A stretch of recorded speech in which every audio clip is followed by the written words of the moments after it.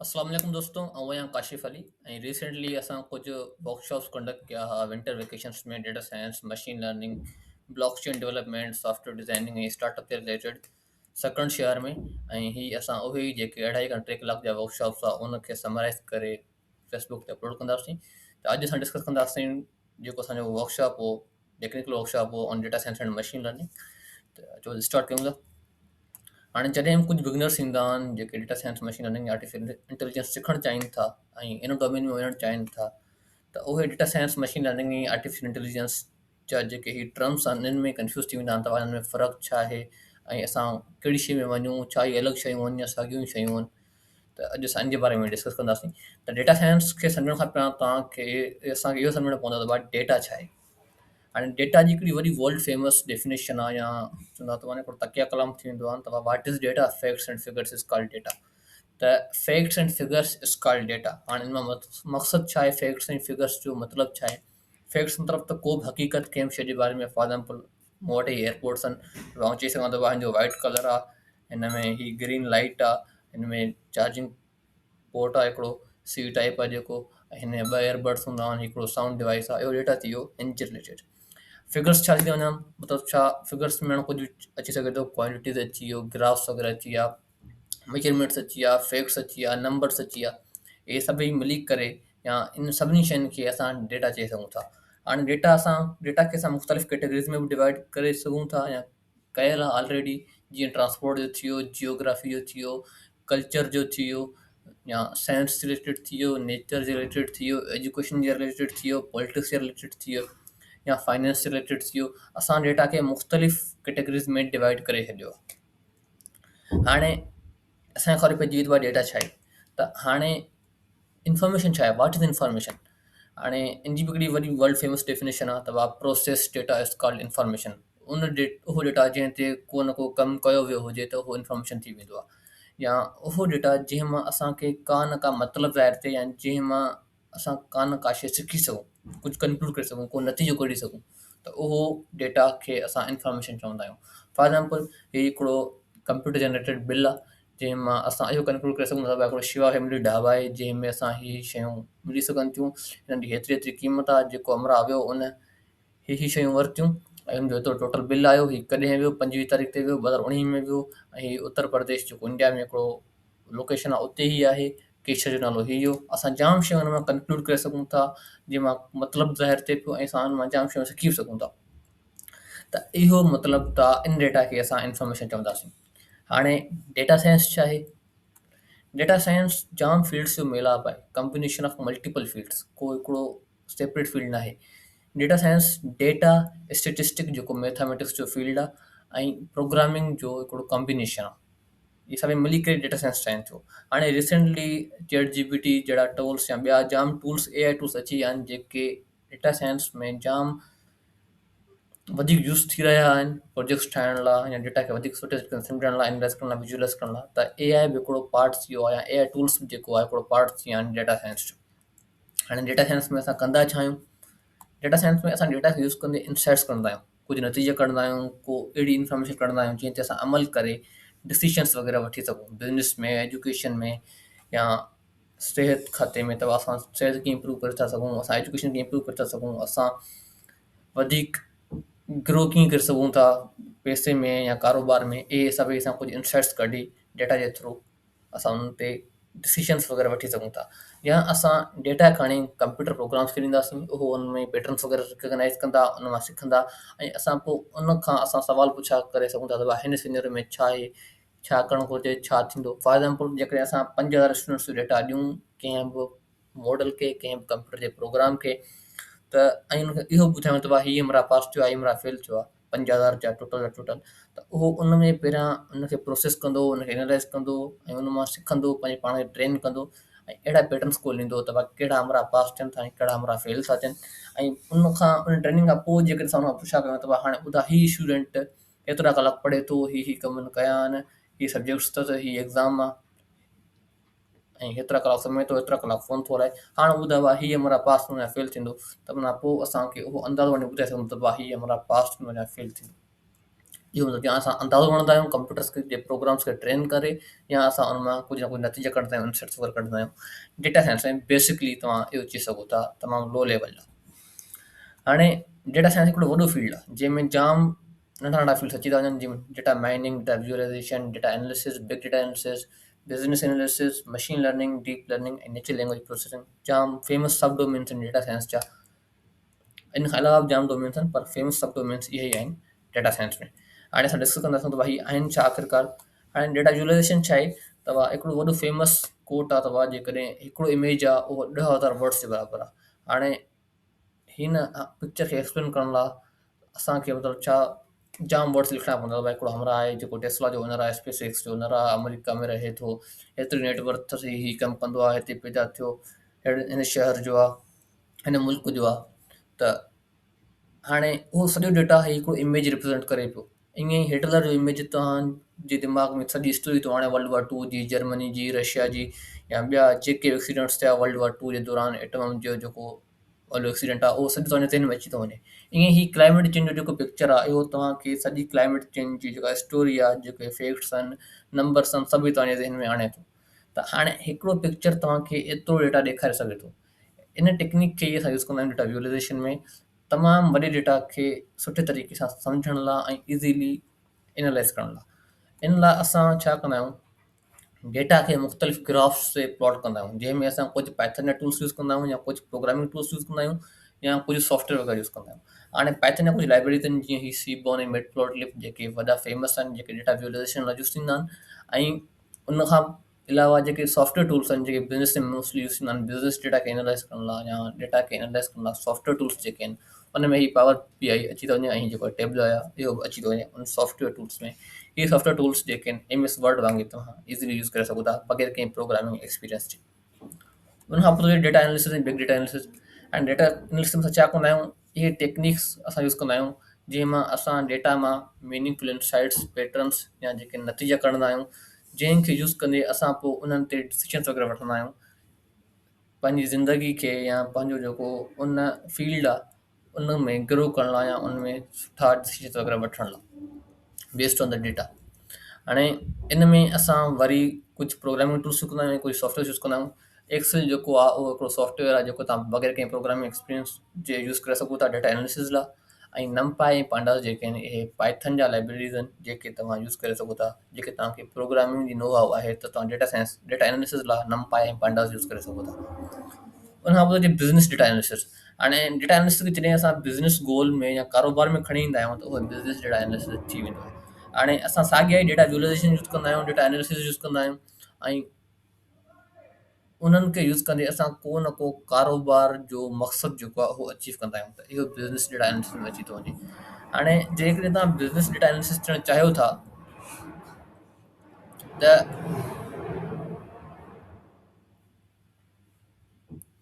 हाणे जेके तव्हां बिज़नेस डेटा एनालिसिस थियणु चाहियो था त तव्हांखे इन डेटा विजुअलाइज़ेशन ऐं डेटा एनालिसिस खां अलावा कम्युनिकेशन स्किल्स ऐं प्रेज़ेंटेशन स्किल्स ते कमु करणो पवंदो।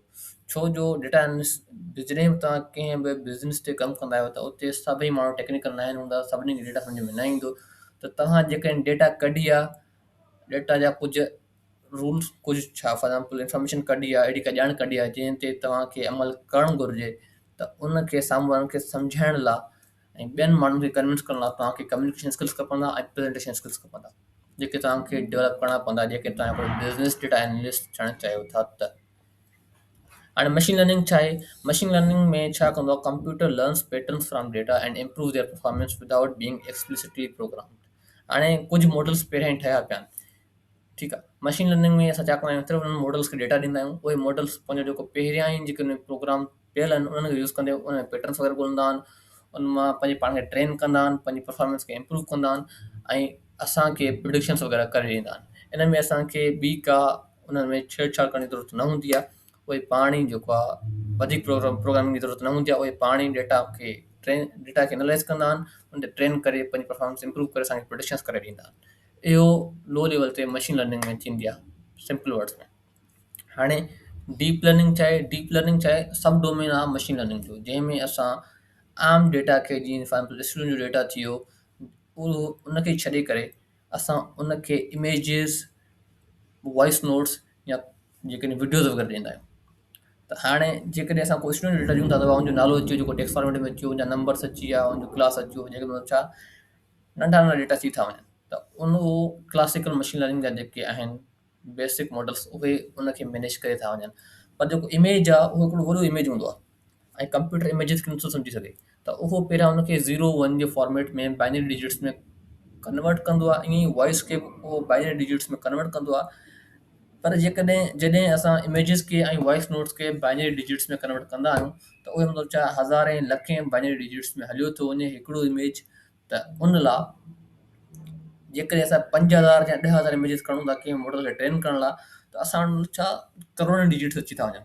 त उनखे प्रोसेस करण लाइ, उनखे एनालाइज़ करण लाइ, ऐं उनखे उन में पैटर्न्स वग़ैरह ॻोल्हण लाइ, उन मां सिखण लाइ कंप्यूटर खे वधीक सुठा लाइब्रेरीज़ खपंदा आहिनि, ऐं वधीक सुठा, वधीक पावरफुल प्रोसेसिंग यूनिट्स, वधीक सुठा कंप्यूटर्स खपंदा आहिनि, वधीक सुठा सीपीयूज़ खपंदा आहिनि। त उहो डोमेन जेको आहे उनखे असां डीप लर्निंग चवंदा आहियूं, जंहिंमें असांखे वधीक सुठा कंप्यूटर्स खपंदा आहिनि, ऐं जंहिंमें असां इमेजिस खे, वॉइस नोट्स खे, ऐं वीडियोज़ वग़ैरह खे एनालाइज़ करे सघूं था, ऐं उन ते मॉडल्स खे ट्रेन करे सघूं था। जीअं ई चालान जो जेको वॾो फेमस एग्ज़ाम्पल असां वटि मौजूदु आहे, जेको कराची हैदराबाद में इंस्टॉल थियल आहे। फॉर एग्ज़ाम्पल जेको छा नंबर प्लेट जे थ्रू तव्हांखे चालान वग़ैरह मोकिले थो, ऐं मतिलबु छा रूल्स एंड रेगुलेशंस खे अप्लाई करे थो। त उहो हिकिड़ो वॾो फेमस एप्लीकेशन आहे डीप लर्निंग जो असांजे लोकल लाइफ में। ऐं जेको चैट जीपीटी आहे, जेको असांखे वॉइस जे थ्रू तव्हांखे ॿुधाए थो, तव्हांजे सवालनि जा जवाब ॾिए थो। त उहो बि हिकिड़ो वॾो फेमस एग्ज़ाम्पल आहे डीप लर्निंग। उनखां पोइ थो अचे नेचुरल लैंग्वेज प्रोसेसिंग। तव्हां जेको असांजो इन में असां छा कंदा आहियूं, इहो हिकिड़ो डोमेन आहे, सब डोमेन आहे डीप लर्निंग जो। डीप लर्निंग जो एप्लीकेशन आहे जंहिंमें असां कंप्यूटर खे असांजो जेको आहे टेक्स्ट में, या असांजो जेको वीडियो जे थ्रू, या आवाज़ जे थ्रू उनखे सेखारींदा आहियूं। त भाई तव्हां टेक्स्ट खे, वीडियो खे, ऐं ऑडियो खे कीअं प्रोसेस करे सघो था, उनखे कीअं सिखी सघो था, ऐं असां जेके रिक्वायरमेंट्स आहिनि उनखे कीअं तव्हां फुलफिल करे सघो था। जीअं असां चैट जीपीटी खे असां वॉइस नोट ॾींदा आहियूं, या उनखे असां को टेक्स्ट फाइल लिखंदा आहियूं, त उहो न त उहो जेको ह्यूमन लैंग्वेज आहे, जेको इंसानी लैंग्वेज आहे, उनखे कन्वर्ट कंदो आहे, उनखे सम्झंदो आहे, ऐं पोइ उन ते अमल करे असांजा रिक्वायरमेंट्स वग़ैरह, असांजो जेको रिक्वेस्ट आहे उनखे पूरो कंदो आहे। त इहो जेको आहे, इहो हिकिड़ो नेचुरल लैंग्वेज प्रोसेसिंग अलॻि सब डोमेन थो वञे, डेटा साइंस जो या मशीन लर्निंग जो। ईअं ई आर्टिफिशियल इंटेलिजेंस छा आहे? आर्टिफिशियल इंटेलिजेंस में असां एक्सप्लिसिटली कंप्यूटर्स खे सेखारींदा आहियूं त भाई उहे कीअं इंसाननि वांगुरु डिसीजन्स वठी सघनि था, त भाई कहिड़ी शइ ग़लति आहे, कहिड़ी शइ सही आहे, इंसाननि वांगुरु कीअं खणी सघनि था। त इहो हिकिड़ो थोरो डिफरेंस थी थो वञे डेटा साइंस खां ऐं मशीन लर्निंग खां। छो जो ही इंसाननि खे मिमिक कंदो आहे, इंसाननि जो जेको पैटर्न आहे उन पैटर्न खे फॉलो कंदो आहे डिसीजन्स वग़ैरह वठण लाइ। त थोरो घणो ई फ़र्क़ु आहे data science, machine learning, deep learning ऐं आर्टिफिशियल इंटेलिजेंस में। जीअं तव्हां हीउ ग्राफ ॾिसी सघो था, तव्हां data science, deep machine learning, deep learning, ऐं हीउ मैथमेटिक्स जा जेके डेटा विजुअलाइज़ेशन, डेटा एनालिसिस, त भाई हीउ जाम ॻंढिया पिया आहिनि, ऐं हिननि खे अलॻि तव्हां नथा कंसीडर करे सघो। ऐं मतिलबु तव्हां सभिनी खे मिली करे डेटा साइंस ठहे थो बेसिकली। ठीकु आहे। उनखां पोइ हिकिड़ो वॾो फैक्टर आहे मॉडल्स जे परफॉर्मेंस ते। त भाई जेतिरो तव्हांजो डेटा सुठो हूंदो, जेको तव्हां डेटा यूज़ कयो पिया, उहो जाम इम्पोर्टेंट आहे तव्हांजे मॉडल लाइ। जेतिरो सुठो डेटा हूंदो, रियल लाइफ डेटा हूंदो, एक्यूरेट डेटा हूंदो, सही डेटा हूंदो, ओतिरो तव्हांखे सुठा रिज़ल्ट्स मिलंदा, सुठा प्रेडिक्शन मिलंदा, ओतिरो तव्हांजो मॉडल वधीक सुठो परफॉर्म कंदो। हिकिड़ो वॾो फेमस वर्ल्ड फेमस हिकिड़ो फ्रेज़ आहे, गार्बेज इन गार्बेज आउट। जेकॾहिं तव्हां कंप्यूटर खे किचिरो ॾींदो, तव्हांखे उहो किचिरो ई कढी ॾींदो। किचिरे जो मुराद जेके तव्हां हुनखे ख़राबु डेटा ॾींदव, त उहो ख़राबु डेटा ते ई ट्रेन थींदो, ऐं तव्हांखे ख़राबु रिज़ल्ट ई ॾींदो। तंहिं लाइ जेके इंडस्ट्रीज़ में आहिनि, जेके प्रोजेक्ट्स ईंदा आहिनि data science related, machine learning related, त उहो 60 to 70% जेको टाइम आहे पंहिंजो, ऐं जेको पंहिंजो रिसोर्सिस आहिनि, एनर्जी वग़ैरह आहे, उहा डेटा जी क्वालिटी खे इम्प्रूव करण में लॻाईंदा आहिनि। उनखां पोइ डेटा जी समझ हुजणु जाम ज़रूरी आहे। फॉर एग्ज़ाम्पल जंहिं डोमेन में तव्हां कमु करे रहिया आहियो, उन डोमेन जी नॉलेज तव्हांखे हुजणु घुरिजे। फॉर एग्ज़ाम्पल हीउ डेटा तव्हां न सम्झी सघंदो, त हिन में कुझु फीचर्स आहिनि, तव्हां kep I D, kep Y name, Kepler name, K Y डिस्पोज़िशन, त हीअ तव्हां सम्झ में न ईंदा त भाई छा आहे, कहिड़ो डेटा आहे, छा जे बारे में आहे, चवणु छा थो चाहे। छो जो ही एस्ट्रोनॉमी जो डेटा आहे। केपलर जेको नसा जो हिकिड़ो सैटेलाइट आहे, उन इहो डेटा कलेक्ट करे मोकिलियो आहे। त असांजो उहो डोमेन ई न आहे, तव्हां छा छा हूंदी आहे, कीअं हुनखे मेजर कंदा आहिनि, कहिड़ा कहिड़ा टूल्स हूंदा आहिनि, कहिड़ा कहिड़ा यूनिट्स हूंदा आहिनि एस्ट्रोनॉमी में। त तंहिं लाइ असांखे हीउ सम्झणु जाम मुश्किल, असां लाइ सम्झणु जाम मुश्किल आहे। पर जेकॾहिं हिते एग्रीकल्चर जो डेटा हुजे हा त हीअ फसल आहे, हिन साल में हिन मंथ में हिन जी हेतिरी क़ीमत हुई, त उहो असां इज़िली सम्झी पिए सघियासीं, छो जो असांखे उन जी थोरी घणी ॼाण आहे। इन लाइ जॾहिं तव्हां को बि मॉडल ठाहींदो, कंहिं बि फील्ड जे रिलेटेड मॉडल ठाहींदो, तव्हांखे उनजो डेटा पहिरियां सम्झणो पवंदो। एग्रीकल्चर डेटा लाइ तव्हांखे एग्रीकल्चर लाइ जेकॾहिं तव्हां को मॉडल ठाहींदो त तव्हांखे उन लाइ हारियुनि सां ॻाल्हाइणो पवंदो, एग्रीकल्चर जेके स्टूडेंट्स उन्हनि सां ॻाल्हाइणो पवंदो, हेल्थ केयर लाइ तव्हांखे डॉक्टर्स सां, हॉस्पिटल वारनि सां ॻाल्हाइणो पवंदो, एस्ट्रोनॉमी में तव्हांखे फिजिक्स खपंदा, एस्ट्रोफिजिसिस्ट खपंदा, नासा जा जेके साइंटिस्ट आहिनि उन्हनि सां थ्रू घणो कनेक्ट थियणो पवंदो।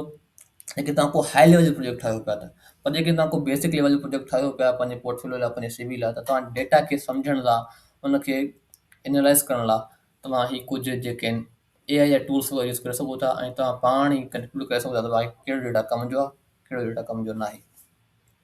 उनखां पोइ जेकॾहिं तव्हां को मॉडल ट्रेन करे था सघो छॾियो, या को प्रोजेक्ट ठाहियो था मशीन लर्निंग जो, त उनखे डिप्लॉय करण लाइ तव्हांखे या त मोबाइल एप्लीकेशन खपंदी, या त वेबसाइट खपंदो।